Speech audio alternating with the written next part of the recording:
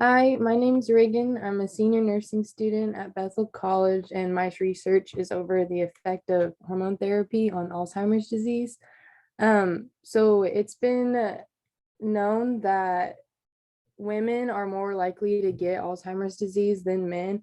And there's some speculation that that's because of when women go through menopause, their estrogen levels in their body are different in their brain than what they once used to be. So my research question are women who have been on or are on estrogen replacement less likely to develop Alzheimer's disease than those who have not? So a little bit of background. It's estimated that 1 in 9 people age 65 and older have Alzheimer's disease, and nearly 2/3 of that population are women. So that's a pretty big chunk. The brain structure and development and function differ between the two genders because of the sex determining genes and hormones that are in the brain. And there's a specific allele and gene, which is the E4 allele of the apolipoprotein E gene, which increases the risk for developing Alzheimer's disease significantly. So people with that gene are already more likely to develop Alzheimer's than those who do not. And this is more common in women than men. So in 2013, there was a study done in North America that reported faster hippocampal atrophy in women who were diagnosed with Alzheimer's disease than men. And women tend to have more effective symptoms and disability, but they still survive longer than men, while men show more aggressive behaviors and are more combative with Alzheimer's. Um, so the FDA has only approved estrogen to be used for more like severe symptoms with menopause for estrogen therapy, and only used at the lowest dose. And that's due to the risk for side effects, which are pretty high. Those like blood clots, which can lead to stroke or breast cancer. So estrogen therapy has some pretty significant risk factors when used, some pretty significant side effects. But some scientists believe that there's actually a window of opportunity between the time of menopause to the age of 60, where the risks of hormone therapy would be lower. So blood clots and strokes, all of that would be lower within this window of opportunity and would help prevent or delay Alzheimer's disease. Um, so this fits really within the CUSIN topic, evidence-based practice, because research is evidence-based practice. You have to be able to integrate the evidence that you're taking into the clinical experience and then see what comes of it. So there's actually 7 steps of this process. And the first one is cultivating curiosity. So that's thinking how is hormone therapy going to affect the brain in these people who have Alzheimer's disease? And then you're going to take that question, that curiosity, and you're going to turn it into this PICO question that I've made. And then once you do that, you're going to research and you're going to find what evidence is already out there and take that. And then you're going to figure out how you can take that evidence and integrate it into practice. And then you're going to evaluate how that works and then determine if it was successful or not, and determine if, it's something that's okay to do. I also put quality improvement as another CUSIN topic on here, because like the use of the data that you find, whether or not it's beneficial to the population, can improve the care that we're giving to these patients. So if say estrogen therapy is good and delays the risk of Alzheimer's disease, as nurses and doctors, we would want to implement that, and that would improve our quality of care that we're able to give this population, because we are delaying or preventing something that they wouldn't want. A little bit of literature that I found about this estrogen therapy. There's been in vivo and in vitro studies that have indicated that biochemical and neuropathological changes resulting from estrogen deficiencies are associated with changes in brain function in older adults and patients with Alzheimer's disease. And a study was done regarding postmenopausal hormone therapy and Alzheimer's disease over a 20-year period. And they found that when hormone therapy was used for more than 10 years, there was a lower risk of Alzheimer's disease in comparison to non-users.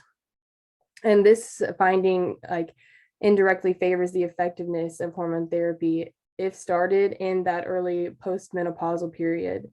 There was another study that found a significant difference between hormone therapy users and a placebo group regarding a score called the Alzheimer's Disease Assessment Scale Cognitive Subscale, or the ADAS-COG. And those who used hormone therapy had better cognitive function than those who did not. And the results from the study indicate that hormone replacement therapy can improve cognitive function in female patients with Alzheimer's disease. And there was also another study that researched the comparison between postmenopausal hormone therapy and the risk of Alzheimer's disease regarding the different types of hormone therapy used, because there's different types. So there's like estrogen progesterone, or there's, oral, or there's estrogen therapy that can be administered vaginally. But they found that the use of the different estrogen progesterone therapies was associated with an 8 to 17% increased risk of Alzheimer's disease when initiated in women younger than 60 years old. So this study that was found does not favor any of the other ones that was found. So the risk, they also found that the risk also increases in the use of just estriol only and estrogen progesterone therapy. And these were related to a 10-year exposure or more. And the use of these therapies plus another type of estrogen, which is called tibolone, was associated with a 15 to 38% risk increase when initiated in women who were age 60 or older. And this finding was detectable already after 3 to 5 years of initiation of this hormone therapy. So it was a pretty quick turnaround.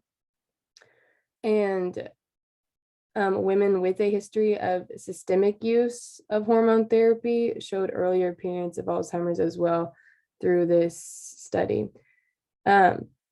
So there's basically differing findings from different research. Some favor the use of estrogen therapy and some do not.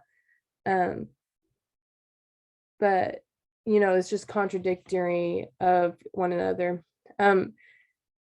What the literature suggests is that there's not enough evidence to prove whether or not hormone therapy is beneficial to decrease the risk of developing Alzheimer's disease. And, it's been more widely known that hormone therapy would help reduce the risk, but obviously some studies have shown this statement to be wrong. And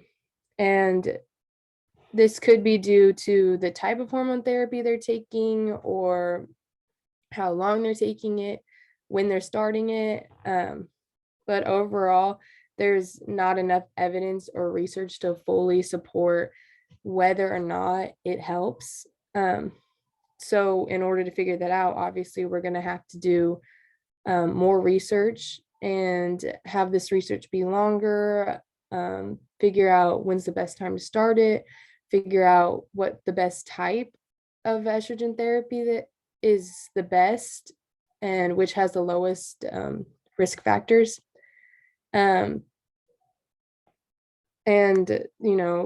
obviously, a lot of these studies, for recommendations, a lot of these studies never included anything about risk factors or the side effects. And the FDA, that's one of the reasons the FDA only approves it for certain women is because of how severe the risk factors and side effects were. So I think including those in the research would be beneficial. I had already mentioned a recommendation for continued research, but also a bigger sample size.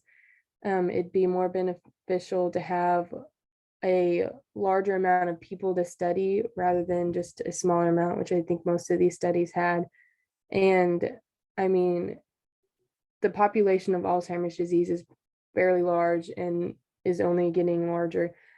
So getting more people to participate and to study these would be beneficial. I also think excluding those who already have the genetic predisposition for Alzheimer's disease would be beneficial, because if these are included, that just increases your numbers for having Alzheimer's disease because they're already at a risk for developing it. Maybe separate them into their own group and study them separately. And I think that would be beneficial to study. But I think that continued research and would really benefit figuring out whether this is helpful or not.